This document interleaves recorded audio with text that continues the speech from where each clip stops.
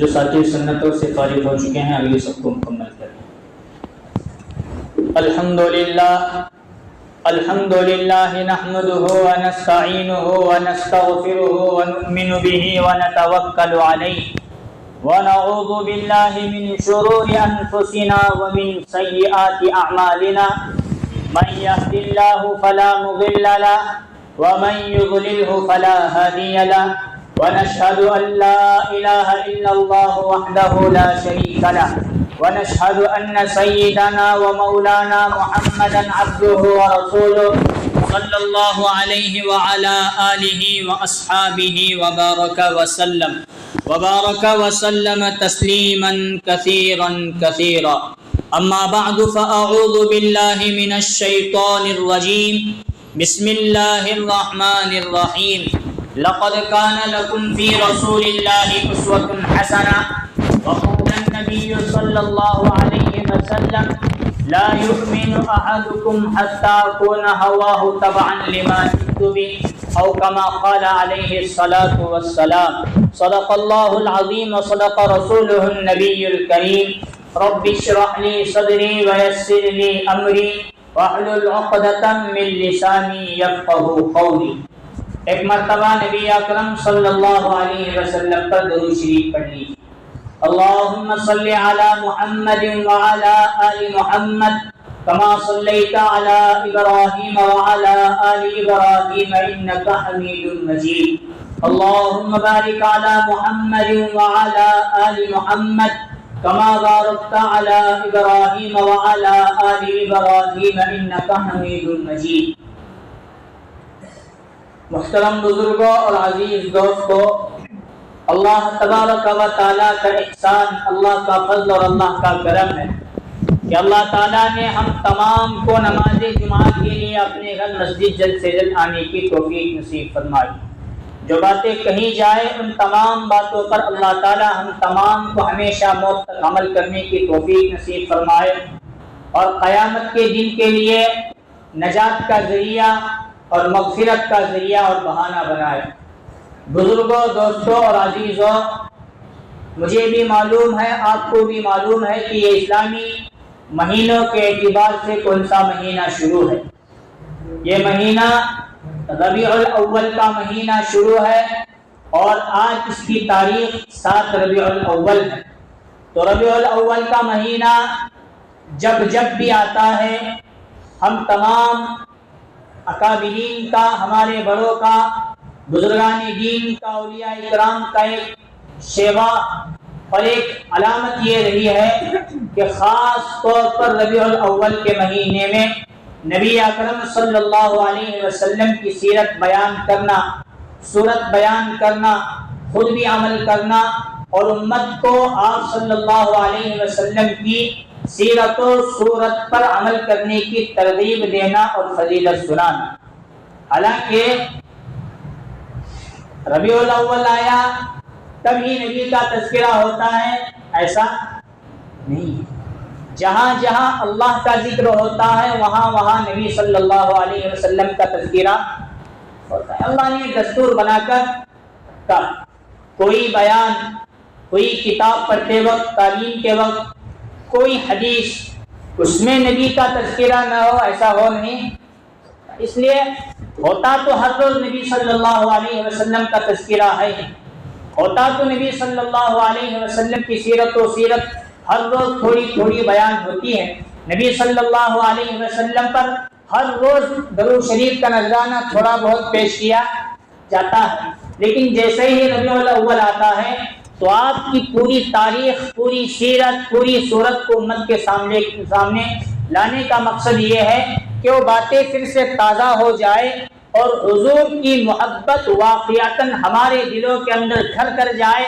اور اس بیان کرنے کے بعد، اس چیز کو سننے کے بعد جذبہ ہمارے اندر پیدا ہو جائے، ہمارا چلنا نبی صلی اللہ علیہ وسلم جیسا ہو جائے، ہمارا اٹھنا نبی صلی اللہ علیہ وسلم جیسا ہو جائے، ہماری سیرت نبی صلی اللہ علیہ وسلم کی سیرت کی طرح ہو جائے، ہماری صورت نبی صلی اللہ علیہ وسلم کی صورت کی طرح ہو جائے، یہ تذکرہ ہے۔ اور صحابہ کرام رضوان اللہ علیہم اجمعین نے نبی صلی اللہ علیہ وسلم کی سیرت و صورت کو دیکھا اور اتنا عمل کیا، دیکھنے والے کبھی یہ کہتے تھے کہ یہی نبی صلی اللہ علیہ وسلم۔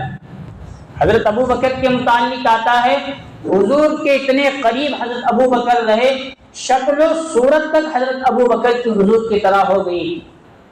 کوئی کام حضرت ابو بکر نے اپنی مرضی کے اعتبار سے کبھی نہیں کیا، وہ قدم بھی اٹھاتے تھے نبی صلی اللہ علیہ وسلم کو دیکھ کر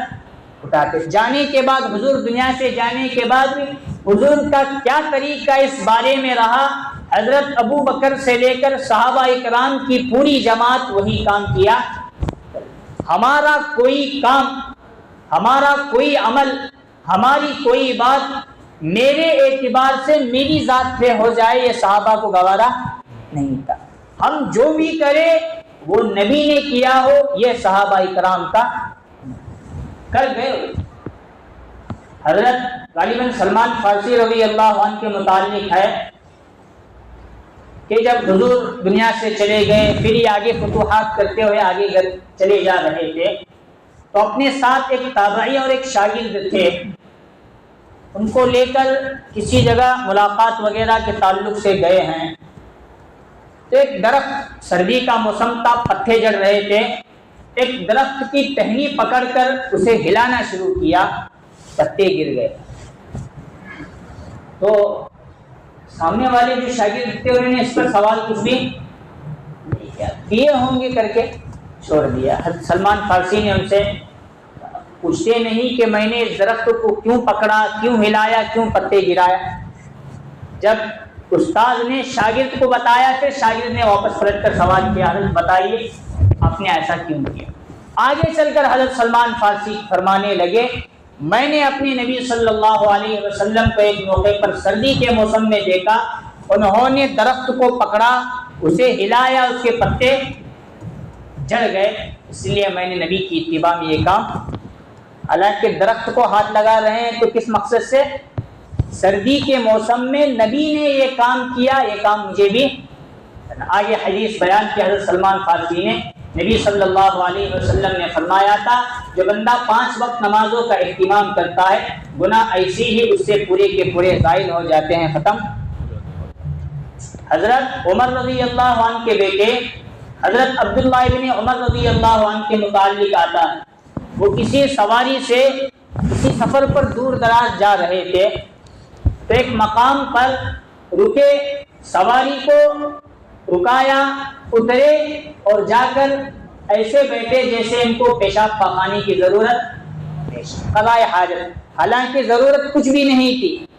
پیشاب پاخانے کرنے کے لیے کپڑا تک انہوں نے نہیں کھولا، لیکن بیٹھ کر پھر وہاں سے چلے، سواری پر سوار ہو کر آگے کا سفر اپنا۔ قافلے والوں نے پوچھا، حضرت آپ کو جب قضاء حاجت کی ضرورت نہیں تھی، سواری رکانے کی، قافلے کو رکانے کی، سواری رکانے کی ضرورت، پھر اتر کر وہاں جا کر بیٹھ کر پھر آنے کی کیا ضرورت؟ حضرت فرمانے لگے، میں ایک مرتبہ نبی صلی اللہ علیہ وسلم کے ساتھ یہاں سے جا رہا تھا، حضور جا رہے تھے، حضور کو قضاء حاجت کسی جگہ پر پیش آئی، حضور یہاں اپنے قافلے کو، اپنی سواری کو رکایا، اترے، وہاں جا کر فارغ ہوئے، پھر آگے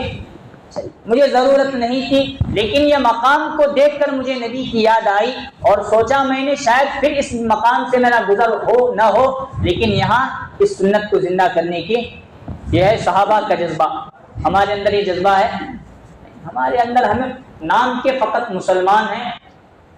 کام ہمارے اندر اسلامی اور مسلمانوں والا ذرہ بھی۔ ہم اپنے آپ کو محمدی تو کہتے ہیں، ہم اپنے آپ کو عاشق رسول تو کہتے ہیں، لیکن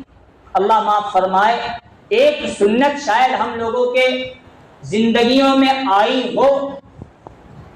بتانا بڑا مشکل۔ کیا پہلے سے چل رہا ہے سنت؟ ٹوپی پہننا سنت، ٹخنے سے اوپر پہننا سنت، یہ سب پہن رہے ہیں، گھر کو میں بھی سنت ہے، کر کو کوئی کام۔ حالانکہ سنت کا مقصد کیا؟ اللہ کی رضا، نبی کی محبت کے قریب ہو جانا، یہ سنت کا مقصد ہے۔ اور صحابہ اسے کر کے گئے، اپنی ذات کو صحابہ نے پیچھے چھوڑا، میری مرضی کیا، میرا نفس اور میرا دل کیا کہتا ہے، نہیں، میرے نبی نے کیا کیا مجھے وہی کام کرنا ہے، یہ صحابہ کا مقصد زندگی۔ بات ادھر ادھر گزر رہی ہے۔ ربیع الاول کا مہینہ شروع، تاریخ کیا؟ گزشتہ جمعہ میں نے کہا تھا حضور کی پیدائش کے بارے میں اختلاف ہے، لیکن حضور کی وفات کے بارے میں کوئی اختلاف ڈاکٹر صاحب حضور کی پیدائش کے بارے میں اختلاف ہے۔ 8 ربیع الاول کو پیدا ہوئے یہ اقوال بھی ملتے ہیں، 9 ربیع الاول کو پیدا ہوئے یہ اقوال بھی ملتے ہیں، 12 ربیع الاول کو پیدا ہوئے یہ اقوال بھی ملتے ہیں، لیکن کسی حدیث میں اس کی تشریح مکمل طور پر نہیں آئی۔ اب وفات کا مسئلہ، ربیع الاول کی 12 تاریخ کو ہی حضور دنیا سے پردہ فرما ہوئے، یہ متفق فیصلہ تمام علماء کرام کا ہے۔ اب یہ تاریخ یاد رکھ کر تھوڑا ہم سمجھیں گے سیرت کو۔ اب پیدائش کے اعتبار سے جو بھی قول ہو، جس نے جو بھی لیا ٹھیک ہے۔ نبی صلی اللہ علیہ وسلم کی ذات بابرکت کے اندر اتنی برکات تھی، اتنی برکات تھی، اتنی برکات تھی، بتانا بڑا مشکل۔ گزشتہ جمعہ میں نے کہا ذات نام محمد اور نام احمد میں کیا کیا برکات ہے، کیا فضیلت ہے، کیا رکھنے سے کیا اس کے ثمرات حاصل ہوتے ہیں۔ ذات محمد تو اس سے اور بھی زیادہ بڑی ہوئی۔ نام محمد یہ تو حضور کا نام ہے، احمد یہ تو حضور کا نام ہے، اس کے اندر اللہ نے کتنی خوبیاں رکھی، کتنے فضائل ہیں، کتنے برکات ہیں، وہ سب کچھ گزشتہ جمعہ ہو گیا۔ نبی صلی اللہ علیہ وسلم کی ذات بابرکت ہمیشہ حضور کی پیدائش سے پہلے سے لے کر پیدائش تک، پیدائش سے لے کر حضور کی دنیا سے پردہ فرمانے تک، تب سے لے کر اب تک، اب سے لے کر قیامت تک حضور کی ذات کے بابرکات جو اثرات ہیں، اگر ہم حاصل کریں گے تو حاصل کرنے اللہ ہمیں دیں گے بھی، اور اس کے برکات ہماری زندگیوں کے اندر بھی آتے چلے جائیں۔ ہلکا اور معمولی نبی کو نہیں لینا۔ جب حضور پیدا ہوئے ہیں باپ کا سایہ سر سے کیا ہو چکا تھا؟ باپ کا سایہ سر سے اٹھ چکا تھا۔ کیا نام؟ اپنا سر حضرت عبداللہ، ماں کا نام آمینہ۔ حضرت آمینہ کے پیٹ سے حضور دنیا میں تشریف لائے، باپ کا انتقال ہو چکا ہے، ماں حضرت آمینہ ہے۔ حضرت آمینہ فرماتی ہیں جب حضور میرے پیٹ کے اندر آئے عمل کی شکل و صورت میں، اگر میں کسی کنویں پر، آج کا دور وہ دور زمانہ نہیں تھا، حالانکہ اب بھی مکہ مدینہ جائیں گے، جو مین سٹی مکہ اور مدینہ ہے، یہ سٹیوں کو چھوڑ کر باہر ہم نکلیں گے، بیاباں جنگل، بیاباں وادی اور پہاڑی علاقہ ہی آج بھی نظر آئے، باقی کچھ وہاں سب ریگستانی علاقہ، پہاڑی علاقہ، جدھر دیکھے ادھر پہاڑی اور کالی پہاڑی، ہمارے یہاں کی ہری بھری پہاڑی نہیں۔ ذرا بارش ہمارے یہاں ہوئی، پہاڑ پر بھی بڑے بڑے جھاڑ اٹھاتے ہیں، وہاں پتا بھی برسات ہوں گے، پہاڑی پر کوئی درخت ہے ہو گیا تو بھی دوسرے دن برسات کی وجہ سے وہ بھی سوکھ جاتا ہے، ایسے وہ پہاڑی علاقہ۔ مکہ مدینہ مین سٹیاں اور اس کے باہر کا علاقہ آج ایسا ہے، تو اس زمانے میں مکہ اور مدینہ کی کیا حالت، پورا پانی کی قلت وغیرہ، کہیں کہیں کنویں بوڑی وغیرہ رہا کرتے تھے۔ حضرت آمینہ فرماتی ہیں جیسے ہی نبی صلی اللہ علیہ وسلم پیٹ کے اندر حمل کی شکل و صورت میں آئے ہیں، میں عورتوں کے ساتھ پانی لانے کے لیے جاتی تھی تو عورتیں اپنا ڈول رسی کے ذریعے ڈالتی تھی تب پانی لیتی تھی، لیکن جیسا ہی میں ڈول رسی سے باندھ کر چھوڑتی تھی، پانی خود اٹھ کر کنویں کے منڈیر تک آ جاتا تھا۔ آمینہ فرماتی ہیں عورتیں مجھے آگے کرتی تھی، تم اپنا ڈول پہلے ڈالو تاکہ پانی آئے تو ہم بھی آرام کے ساتھ۔ حضرت آمینہ فرماتی ہیں رضی اللہ عنہا کسی درخت کے سائے میں بھی میں جاتی تھی تو درخت کی ٹہنیاں مکمل طور پر میری طرف جھک کر مجھے سایہ کرنے لگ جاتی تھی۔ اور گویا وہاں سے ایک آواز آتی کہ اے آمینہ تجھے سلامتی ہو، تیرے اندر تو وہ بچہ ہے جو کفر اور مٹانے کے لیے دنیا میں۔ حضرت آمینہ فرماتی ہیں کسی بھی پہاڑی اور پہاڑ کے علاقے سے کسی پتھروں کے قریب سے میں گزرتی تھی تو پتھر مجھے سلامی دیا کرے۔ یہ ابھی پیٹ میں آئے ہیں، برکات نبی صلی اللہ علیہ وسلم کا ظہور شروع ہو چکا، اور جیسے ہی دنیا میں تشریف لائے سب سے پہلے میں سجدے میں گرے اور شہادت کی انگلی آسمان کی طرف اٹھا کر گویا حضور اپنی زبان سے تو نہیں کہہ رہے تھے لیکن اشارے سے بات کی گواہی دے رہے تھے، اشہد ان لا الہ الا اللہ، اللہ میں اس بات کی گواہی دیتا ہوں کہ اللہ کے سوا کوئی معبود نہیں ہے۔ آمینہ فرماتی ہیں جیسے ہی حضور دنیا میں تشریف لائے ہیں، جس کمرے کے اندر میں تھی وہ کمرہ حضور کی پیدائش سے پہلے تاریک تھا، اندھیرا تھا، لیکن جیسے ہی حضور پیدا ہوئے تو روشنی یہاں سے اتنی روشنی پھوٹی کہ شاہ کسریٰ و قیصر کے محلات مجھے دکھائے گئے، اور حضور کی پیدائش ہوئی وہاں قیصر و کسریٰ میں آگ لگی ہوئی تھی جو پوجا کے طور پر جلایا کرتے تھے، وہ آگ فوراً ہی بجھ گئی۔ 14 کنگرے تھے، بڑے بڑے کمرے تھے جہاں بڑے بڑے بت رکھے ہوئے تھے، حضور کی پیدائش اور اس نور کے پھیلنے پر وہ پورے کے پورے بت بھی گرے اور وہاں کا جو گرجا گھر تھا وہ بھی مکمل طور پر مسمار ہو گیا۔ یہ حضور کے برکات اب شروع تھی۔ اب سیرت بیان کرنے بیٹھے ایک جمعہ، 2 جمعہ، سال 2 سال بہت کم ہے۔ اسی لیے ہمارے علماء نے اور بزرگوں نے ایک شعر کہا ہے، بعد از خدا بزرگ تو یہ قصہ مختصر۔ بس قصہ مختصر یہ ہے کہ نبی کی ذات اللہ کے بعد پوری کائنات میں سب سے بڑی ہے۔ لا یمکن الثناء کما کان حقا، نبی کی تعریف بیان کرنا ناممکن ہے، بعد از خدا بزرگ تو یہ قصہ مختصر۔ اللہ کے بعد نبی کی ذات سب سے بڑی ذات۔ اب دودھ پلانے کا مسئلہ ہوا، حضرت آمینہ نے 2 چند دن دودھ پلائے، ابو لہب کی باندی سویبہ جس کا نام تھا اس نے 2 چند سال دودھ پلائے۔ اس وقت مکہ میں ایک وبا اور طاعون پھیلی ہوئی اور مکہ کا عام دستور یہ تھا کہ اپنے بچوں کو دودھ کے لیے باہر کے علاقے میں دیہاتوں کے اندر بھیج دیا کرتی تاکہ وہاں آب و ہوا نشو و نما بھی مکمل ہو جائے اور دائیوں کا دودھ پی کر وہ تندرست ہو کر پھر 2 سال 2.5 سال کے بعد مکہ میں آئے۔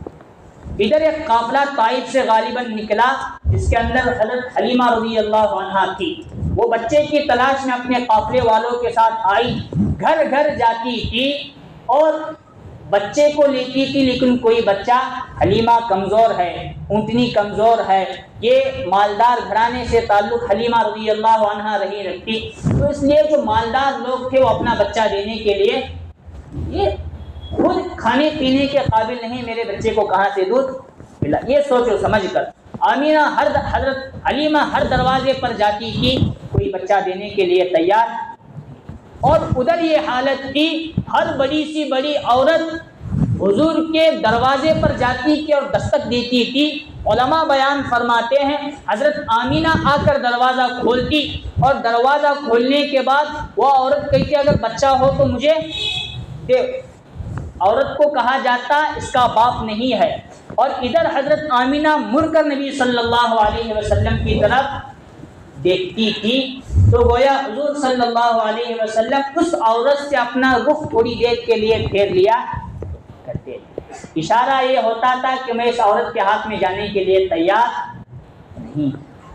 اور وہ عورتوں کی حالت یہ باپ نہیں ہے وہ سننے کے بعد وہ گھروں سے چلی جایا۔ جب حضرت حلیمہ ادھر تلاش کرتی رہی، ادھر کی عورتیں ادھر تلاش کر کے نکلتی رہی، سب کو بچہ ملا، حضرت حلیمہ کو ابھی بچہ، آخر حضرت حلیمہ کے سامنے تذکرہ ہوا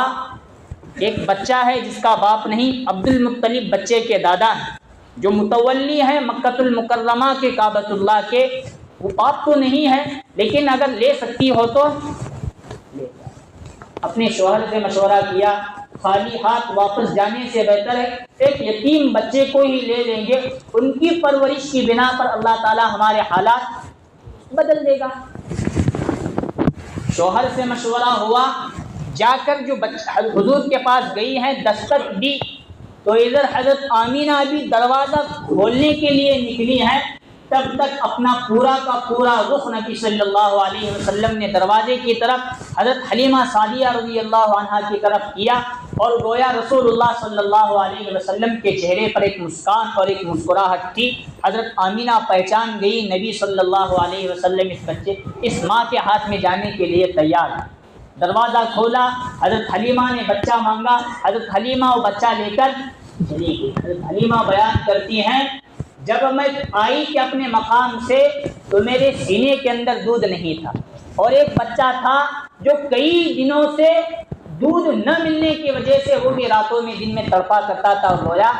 کرتا تھا، لیکن جیسے میں نے نبی کو اپنے ہاتھ میں لیا ہے، میرے اندر ایک طاقت سی آ گئی، میرے سینے کے اندر دودھ بھر آیا، میں نے نبی کو بھی پلایا، اس بچے کو بھی پلایا، دونوں اطمینان سے سو گئے۔ وہی بچہ لے کر جب میں اپنی اونٹنی کے قریب پہنچی ہے تو دیکھتی ہوں کہ اونٹنی کے تھن بھی دودھ سے لبریز ہو چکے ہیں اور بھر چکے ہیں، اور جب شوہر دودھ دھونے کے لیے بیٹھے تو دودھ اتنا نکلا، شوہر نے بھی شکم سیر ہو کر پیا اور حضرت حلیمہ نے بھی شکم سیر ہو کر پیا، اور دوسروں کو بھی وہ دودھ تقسیم کی حضرت حلیمہ نے۔ اور حضرت حلیمہ فرماتی ہیں، جس اونٹنی پر پہلے میں قافلے والوں کے ساتھ آئی تھی، قافلے والے مجھے تانا دے رہے تھے، حلیمہ ہمارے ساتھ تو آئی ہے لیکن تو ہمارے ساتھ چلنے کے قابل نہیں ہے، ہماری اونٹنیاں، ہمارے تیز رفتار گھوڑے تیزی کے ساتھ دوڑ رہے ہیں، ہم تجھے انتظار میں دور تک جا کر ہمیں رکنا پڑ رہا ہے، تو مریل اونٹنی پر آئی ہے جو تیز رفتاری کے ساتھ چل بھی نہیں سکتی، چلا۔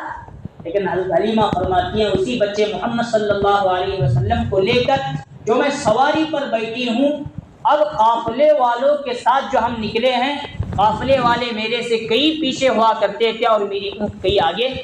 نکلا کرتی تھی، اور قافلے والے مجھے کہتے، کیا مکہ میں آ کر کسی نے تجھے اونٹ ہدیے میں دیا یا تو نے کوئی اور اونٹ خرید لیا؟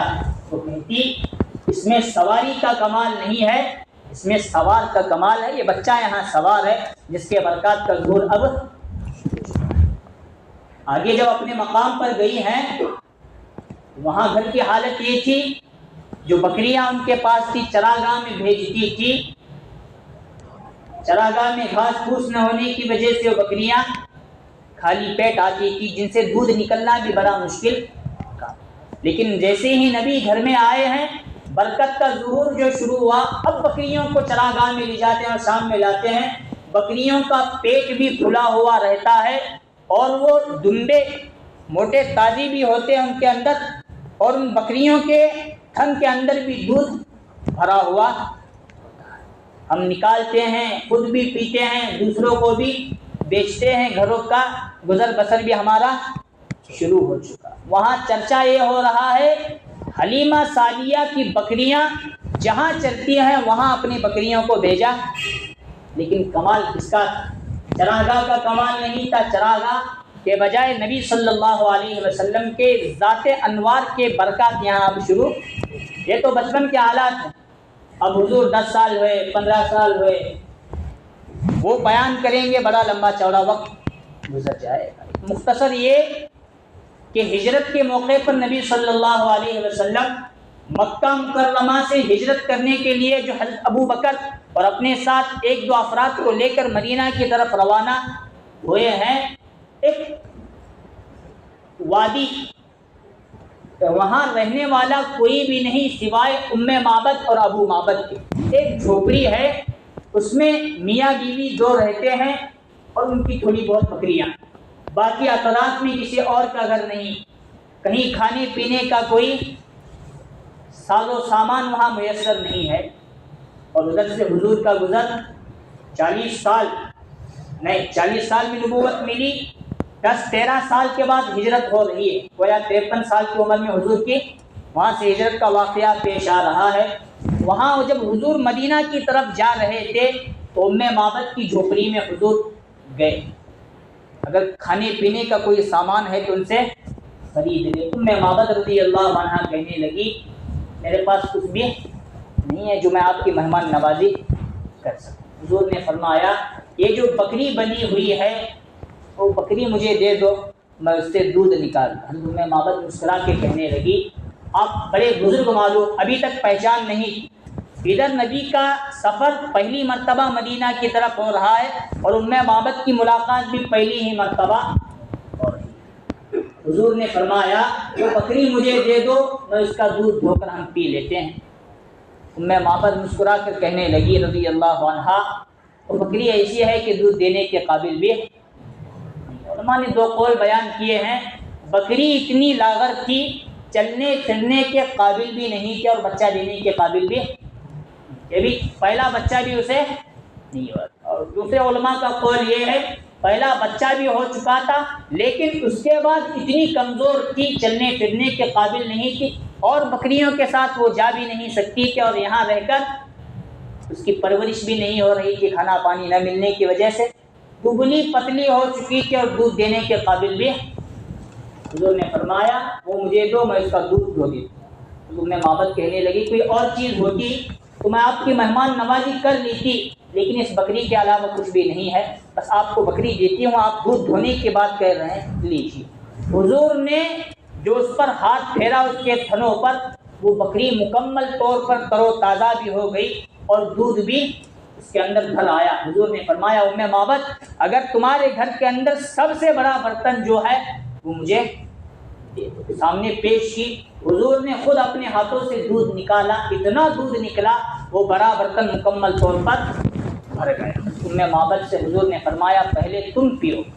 وہ پی، حضرت ابو بکر پیے، پھر دو لوگ سفر میں تھے جو راستہ دکھانے کے لیے تھے ہجرت کے موقع پر، ان کو بھی حضور نے پلایا، آخر میں نبی صلی اللہ علیہ وسلم نے پیا، پھر واپس دودھ بھر کر دودھ دھو کر وہ پورا کا پورا برتن بھرا اور ان کے حوالے برتن بھی کیا اور وہ بکری بھی۔ یہ برکات ہیں حضور صلی اللہ علیہ وسلم۔ علماء بیان کرتے ہیں اب وہ بکری ہمیشہ کے لیے تر و تازہ رہی، ام معبد نے بھی پوری زندگی اس بکری کو دیکھا اور ابو معبد بھی اس بکری سے برکت حاصل کرتے رہے۔ اب علماء میں تھوڑا اختلاف ہو سکتا ہے روایتوں کے اندر، اب وہ بکری جب مری ہے کہتے ہیں وہ دور حضرت عمر رضی اللہ عنہ کا دور تھا، اس وقت تک وہ بکری مکمل طور پر دودھ دیا۔ حضور کا دور ہجرت کے 10 سال گئے، حضرت ابو بکر کے 2 ڈھائی 3 سال گئے، حضرت عمر رضی اللہ عنہ کے اگر شروع کے چند سال پکڑیں گے تو 5 سال پکڑ لیتے ہیں، وہ 5 سال تک دودھ دیا۔ یہ نبی صلی اللہ علیہ وسلم کے برکات۔ اتنا ہی نہیں، جنگوں کے اور غزوات کے موقع پر ایسے ایسے واقعات پیش آئے ہیں وہاں برکتوں کا ظہور فوراً شروع ہوا۔ حضور نے کسی صحابی سے پوچھا تمہارے پاس پانی ہے؟ صحابی کہنے لگے اللہ کے رسول پانی نہیں ہے، تھوڑا سا ہے، ایک بندہ بھی پہ تو اس کی پیاس نہیں بجھتی۔ حضور نے منگوایا، اس برتن کے اندر جو ہاتھ ڈالا پورے 5 انگلیوں سے پانی کے پھوارے اور چشمہ ابل پڑا، وہاں سے گویا ایک نہر ہی بہتی۔ اور ایک موقع پر حضور نے پوچھا ایک کنواں تھا، دیکھو کنویں میں پانی ہے یا نہیں ہے؟ صحابہ آ کر کہنے لگے اس کے اندر پانی تھوڑا ہے، اتر کر ہم اسے لے بھی نہیں سکتے۔ صحابی سے پانی منگوایا، کلی کی، اور حضور نے اس کنویں کے اندر جو تھوکا ہے وہ کنویں آج تک پانی دے کر امت کو سیراب کر رہے ہیں۔ حضرت ابو ہریرہ رضی اللہ عنہ کے متعلق آتا ہے پیٹ پر پتھر بندھا ہوا تھا، بھوک کی حالت میں کچھ باتیں یاد نہیں، بھوک کی شکایت بھی کی اور علم کے بھولے پر بھی شکایت کی، علم کے بھولنے پر کی بات الگ رہنے دیتے۔ بھوک کی جو شکایت کی حضرت ابو ہریرہ سے حضور نے فرمایا تمہارے پاس اگر کھجور ہے تو لاؤ۔ حضرت ابو ہریرہ کے پاس مٹھی بھر کھجور تھے، وہ کھجور سامنے حضور نے پیش کیے، حضور نے اس پر ہاتھ رکھا اور کچھ دعائیں پڑھی اور اس کے لیے برکت کی دعائیں کہ اپنے ہاتھ سے اٹھا کر ایک تھیلی کے اندر ڈالا اور اس کی گاٹھ کو حضور نے باندھ دیا اور کہا ابو ہریرہ کھول کر مت دیکھنا، اس میں سے کھاتے رہنا اور لوگوں کو کھلاتے۔ حضور کے دور میں کھاتے رہے، حضرت ابو بکر کے دور میں کھاتے رہے، حضرت عمر رضی اللہ عنہ کے دور میں کھاتے رہے، حضرت عثمان غنی رضی اللہ عنہ کا دور خلافت کتنے سال رہا؟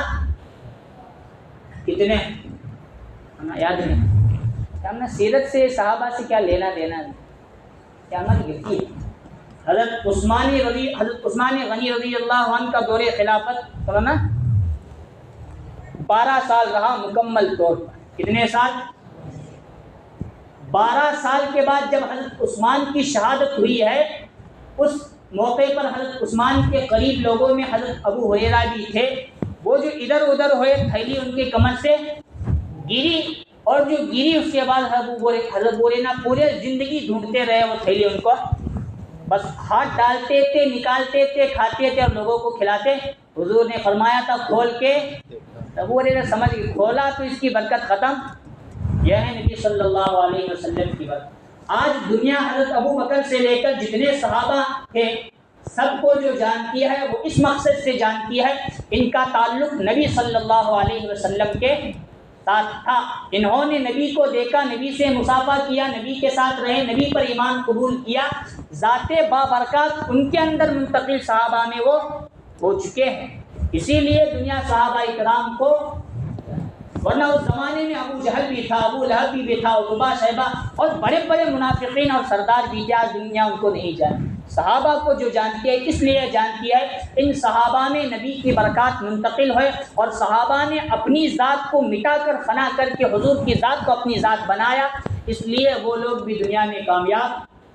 ربیع الاول کا مقصد ہی یہی ہے، سیرت بیان کرنا، صورت بیان کرنا، حضور کا چلنا پھرنا، ہر چیز بیان کرنا۔ مقصد یہ جس طرح صحابہ نے کامیابی کے لیے نبی کی ذات کو نمونہ اور آئیڈیل بنایا، ہم امت مسلمہ کے ہر فرد کے لیے بھی نبی کی ذات بہت ضروری ہے کامیابی کے اعتبار سے۔ اگر کامیاب ہونا چاہتے ہیں تو نبی کی ہر سنت کو، ہر سیرت کو، ہر سیرت کے ہر پہلو کو اپنانا میرے لیے بھی ضروری، امت کے بڑے سے بڑے غوث قطب و ابدال اولیاء کو اپنانا بھی ہمارا تمہارا شمار تو بہت دور کا نمبر۔ اس لیے یہ سیرت کا مقصود ہے۔ اللہ تعالیٰ سے دعا ہے اللہ تعالیٰ ہم تمام کو نبی صلی اللہ علیہ وسلم کی سچی پکی محبت نصیب فرمائے، اپنی ذات کو نبی کی ذات بنا کر ہم تمام کے اندر بھی اللہ تعالیٰ نبی کے برکات نصیب فرمائے۔ آمین۔ وآخر دعوانا ان الحمد للہ رب العالمین۔